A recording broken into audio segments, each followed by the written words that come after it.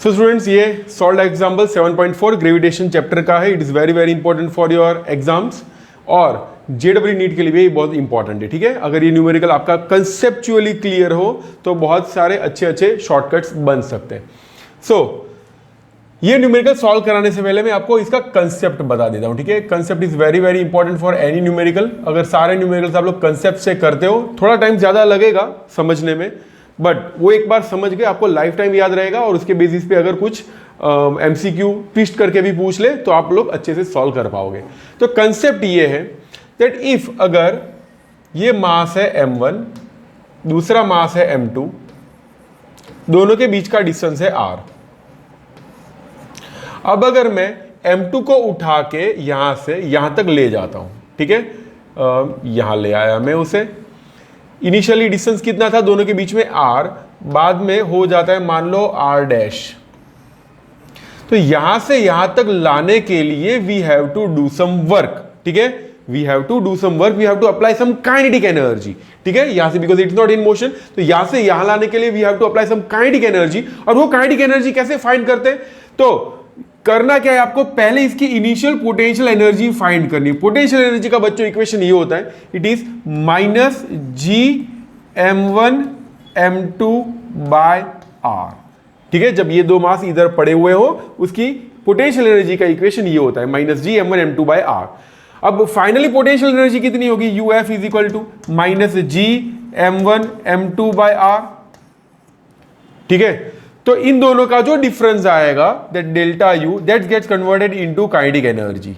ठीक है, हाँ, अगर ये नेगेटिव साइन यहाँ पे रखनी पड़ेगी if the energy found to be negative. अगर नेगेटिव मिले तो आपको माइनस की साइन रखिए, डेल्टा के जो है यानी kinetic energy half M V square वो आपको पॉजिटिव लेना रहेगा।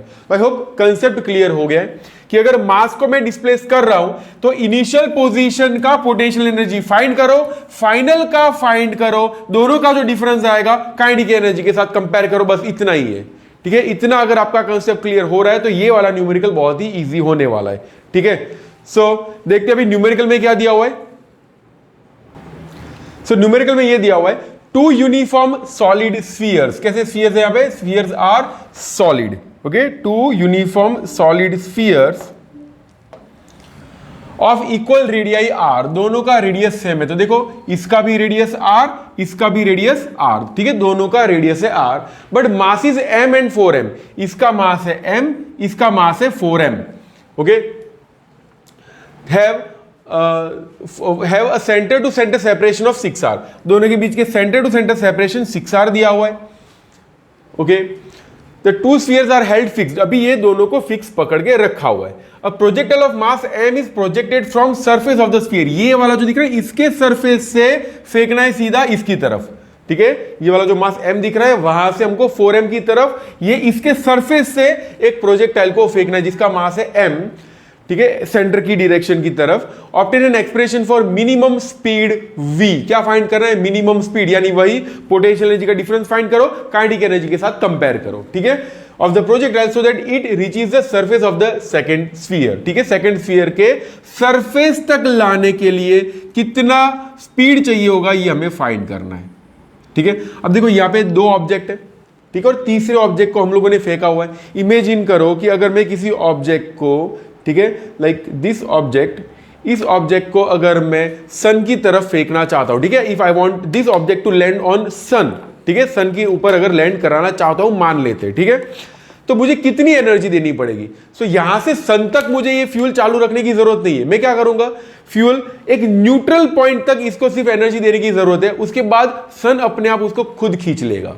फिर से मैं आपको एक एग्जांपल से बताता हूं। इमेजिन कि अगर ये कैसा ब्रिज है, ठीक है, और आपको एक फुटबॉल को किक लगा के यहां तक पहुंचाना है। ठीक है, फुटबॉल को किक लगाना है और उसको यहां तक पहुंचाना है, तो आपको कितनी एनर्जी देनी पड़ेगी? तो आपको पूरा टाइम एनर्जी देने की जरूरत है। You did not need to apply energy from this point to this point. ठीक है, यहां तक आपको फ्यूल करने की एनर्जी की जरूरत नहीं है। आप लोग करोगे क्या, सिर्फ इसको इतनी सी ही एनर्जी देंगे, वो यहां तक पहुंचाए बस, उसके बाद तो ये स्लोप की वजह से अपने आप चले ही जाने वाला है। तो ये वाला जो पॉइंट है जहां पे वो फोर्स जीरो लग जाएगा, उस पॉइंट को बोलते हैं न्यूट्रल पॉइंट। क्या बोलते हैं? It is called neutral point. तो अगर ये मास m से 4m तक अगर प्रोजेक्टाइल को फेंक ना हो तो हमको ये 4m के सरफेस तक वो पेट्रोल या वो गाड़ी चालू रखने की जरूरत नहीं है। हमको कहां तक एनर्जी देनी है? We need to apply energy up to a certain point which is called neutral point. ठीक है, तो दो मासेस के बीच में जो न्यूट्रल पॉइंट होगा वहां तक ये एनर्जी की जरूरत है। उसके बाद तो वो अपने आप, जैसे फुटबॉल यहां तक गया और उसके बाद अपने आप चला जाता है, वैसे ही वो मास अपने आप चला जाएगा। सो वो जो स्पीड फाइंड करनी है वो हमको कहां तक की फाइंड करनी है? We need to find out speed till this neutral point. ठीक है, तो वो पहले इनिशियली यहां पे, यहां से न्यूट्रल पॉइंट तक लाने के लिए कितनी एनर्जी, कितनी स्पीड की जरूरत पड़ेगी, that is the question. I think आपको क्वेश्चन समझ में आ गया। अब सॉल्यूशन की तरफ बढ़ते हैं। तो क्वेश्चन में हमने क्या समझा कि हमको ये मास m को इसके सरफेस से यहां तक लाने के लिए कितनी मिनिमम स्पीड की जरूरत पड़ेगी ये फाइंड करना है। कहां तक ले जाना है उसे? सिर्फ न्यूट्रल पॉइंट तक ही ले जाना है। ठीक है, तो चलो भाई स्टार्ट करते। Total initial energy of mass m, total initial energy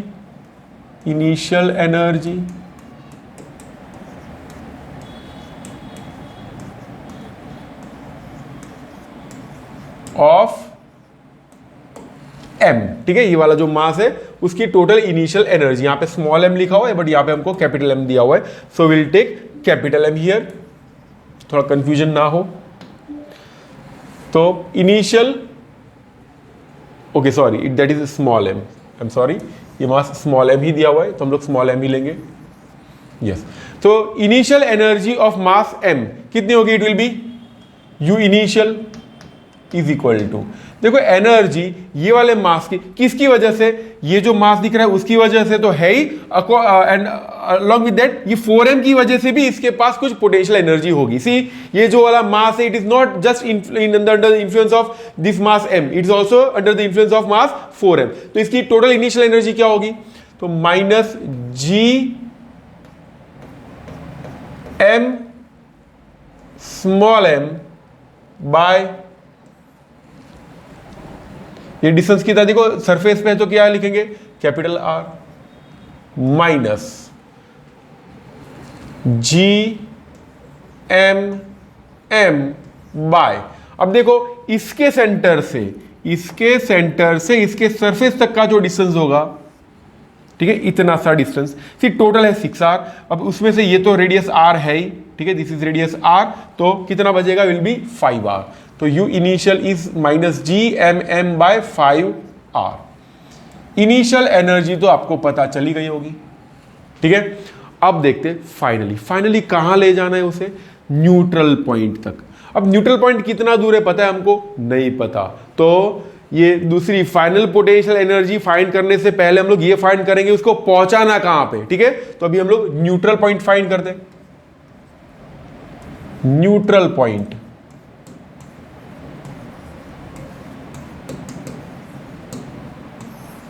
late neutral point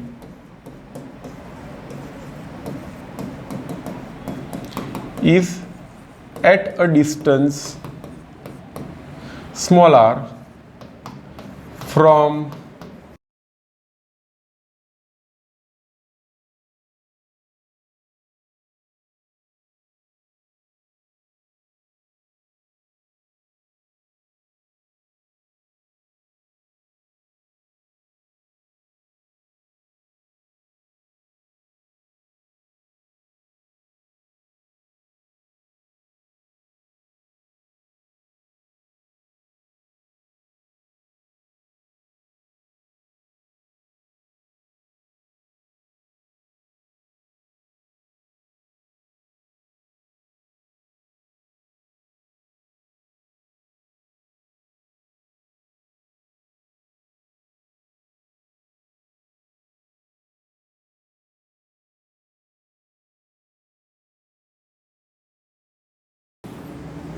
so neutral point पे दोनों साइड की तरफ से इक्वल फोर्स लगने वाला है। ठीक है, जितना फोर्स ये वाला m, ठीक है, ये कैपिटल M है, ठीक है, वो जितना खींच रहा है मास को उतना ही ये इस तरफ खींचेगा। As a result it will remain at that position. तो वो न्यूट्रल पॉइंट कहाँ पे होगा, तो इस पॉइंट पे फोर्स दोनों की वजह से लग रहा है जीरो, ठीक है। Force acting due to both the spheres is zero, तो फोर्स का इक्वेशन कुछ ऐसा हो जाएगा, force acting on small m due to capital M is equal to force acting on small m due to 4m, ठीक है। Capital M की वजह से कितना फोर्स लग रहा है, G M capital M by distance कितना है, it is r square is equal to G M 4m by, इसकी वजह से डिस्टेंस कितना होगा, will be 6r minus r का स्क्वायर। समझ में आ रहा है, देखो यहां से जो वाला डिस्टेंस होगा ना, ये डिस्टेंस r है, तो ये कितना होगा, will be 6r minus r, ठीक है। इसलिए मैंने लिखा 6r माइनस r का स्क्वायर। सो कुछ ऐसा हो जाएगा, दोनों साइड ये GM कट हो जाएगा, दोनों साइड रूट ले लेते हैं, तो 1/r, देखो 1/r स्क्वायर, तो मैंने रूट ले लिया, r हो गया, 4 का रूट होता है 2 और ये स्क्वायर है, तो रूट होने के बाद कितना हो जाएगा, बिकम्स 6r माइनस r। इसको उस तरफ ले लेते तो क्या हो जाएगा, 6r minus r is equal to 2r, we can say therefore 3r is equal to 6r, तो r का वैल्यू हो जाएगा 2r। दिस स्मॉल r का value small r will be 2r, तो ये जो स्मॉल r का वैल्यू है वो कितना है, इट इज 2r, ठीक है। This small r is 2r, अगर ये 2r है तो 6r माइनस r कितना हो जाएगा, दिस विल बिकम 4r, ठीक है। तो दो डिस्टेंस मिल गए हमको, अभी फाइंड करते हैं पोटेंशियल एनर्जी। तो देखते हैं, देखो ये इनिशियल एनर्जी थी, ठीक है। Initial energy of mass m कितना था, GMM/r माइनस GMM/φr, इसको हम लोग माइनस करके भी लिख सकते हैं, बाद में लिखते हैं। अभी बता दो फाइनल एनर्जी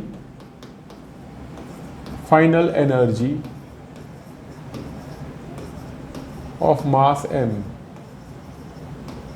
फाइनली वो न्यूट्रल पॉइंट तक ही ले जाना है, वो मैंने आपको बता दिया। तो कितना होगा, it will be UF is equal to minus GMM by, कहाँ तक ले जाना है उसको, स्मॉल r तक, ठीक है, न्यूट्रल पॉइंट तक। न्यूट्रल पॉइंट का डिस्टेंस कितना, इट इज 2r, तो यहाँ पे लिख देंगे 2r माइनस GMM, अभी ये दूसरा वाला मास है वो 4m है, m नहीं लिख सकते, तो दिस इज 4m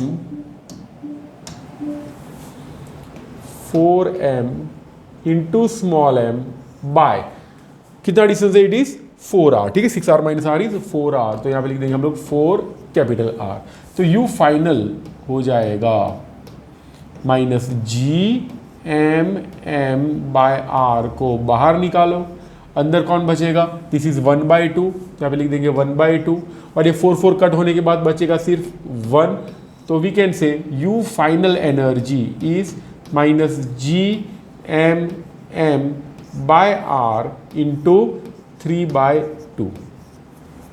अब जो इनिशियल एनर्जी उसको भी रिड्यूस करके लिख देते हैं, ठीक है। इनिशियल एनर्जी कितने, UI इज इक्वल टू, इसमें से भी अगर GMM/r को बाहर निकाल दें तो क्या बचेगा, विल गेट माइनस GMM/r को अगर मैं बाहर निकालता हूं तो अंदर क्या बचेगा, 1 + 1/5 यानी हो जाएगा 6/5, तो U initial is minus GMM/r into 6/5, ठीक है। This is the initial energy, ठीक है। तो ये इनिशियल एनर्जी है, ये फाइनल एनर्जी है। मैंने कंसेप्ट बताया था, कंसेप्ट में क्या था कि दोनों की एनर्जीज का अगर हम लोग डिफरेंस लेते हैं तो difference in energy will give you the kinetic energy required, ठीक है। तो डिफरेंस फाइंड करते हैं दोनों का, यहाँ पे जगह है थोड़ी, लिख देते हैं उधर। तो difference in energy will be delta U is equal to U final minus U initial, that gives U final कितना है, minus GMM/r into 3/2 minus GMM/r into 3/2 minus U initial कितना, इट इज GMM/r, ये minus minus plus हो जाएगा GMM/R into 6/5, तो ये GMM/R बाहर निकल जाएगा, we will get delta U is equal to minus GMM/R, अंदर बचेगा 3/2 माइनस 6/5, क्रॉस मल्टीप्लाई करते 6 3 15, 15 माइनस 12 विल गिव 3, तो ये हो जाएगा 3/10। तो डेल्टा U का वैल्यू होगा minus GMM/R into 3/10। This is the change in potential energy. ठीक है, मैंने बताया था इसको अभी पॉजिटिव करने के बाद किसके साथ कंपेयर करेंगे, काइनेटिक एनर्जी के साथ। ठीक है, तो ये रिजल्ट याद रखो। अभी मैं नेक्स्ट स्क्रीन पे लिख रहा हूं, प्लस में लिखूंगा। ठीक है, 3/10 GMM/R में प्लस में लिखने वाला हूं, because I have to compare it with kinetic energy. तो देयरफॉर काइनेटिक एनर्जी रिक्वायर्ड कितना होगा, it will be 3/10 GMM/R। Kinetic energy का इक्वेशन क्या होता है, इट इज हाफ mv²। और हमको तो v फाइंड करें ना, भूल मत जाना हम लोग क्या फाइंड करें, we are finding out this v, minimum speed required to throw that projectile from mass m to capital M। ये GMM/R, ये m कट हो जाएगा, ये हो जाएगा 5, तो फाइनली v² का वैल्यू होगा 3/5 GM/R। therefore v will be equal to root of 3/5 GM/R। I hope आपको कंसेप्ट समझ में आया होगा कि हम लोगों ने कैसे सॉल्व किया। ठीक है, so this is the minimum speed required as per the question. Okay, अभी आपको कुछ और MCQ न्यूमेरिकल्स में भी कुछ प्रॉब्लम हो तो आप लोग मुझे बता सकते हैं, I will make a video for it. Please tell me in the comment section. ठीक है, थैंक यू।